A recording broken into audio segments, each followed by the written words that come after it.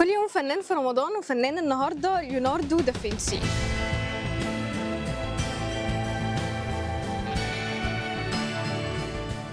اتولد ليوناردو دافنشي عام 1452 بالتحديد يوم 15/4. كان برج الحمل، برج ماليش بيني وبينه عمار. اتولد ليوناردو دافنشي في فينشي في منطقة توسكانا في إيطاليا.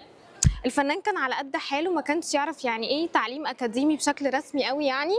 على الرغم من كده عدى تشات جي بي تي والله يا جدع، وتعلم كمان بالتجارب والممارسه، مش زي نطق خالد ابن ام خالد في الانجليش. كان يعتبر من اجمد الفنانين والعلماء على مر العصور. ده كان بيكتب افكاره واسراره على الورقه بالشقلوب عشان ما حدش يعرف يقراها غير لو حطها قدام مرايه يعني. بدأ شغله في ورشه فنيه في فلورنسا، وبعدين انتقل لميلان وعمل جداريه العشاء الاخير، وكان بيصمم آلات وطيارات حرب. ده عدى مسلسل كوفيد 25 بتاع يوسف الشريف. بعدين رجع تاني لفلورنسا وابتكر لوحة الموناليزا اللي لحد النهارده الناس مش قادرة تستوعب ابتسامتها.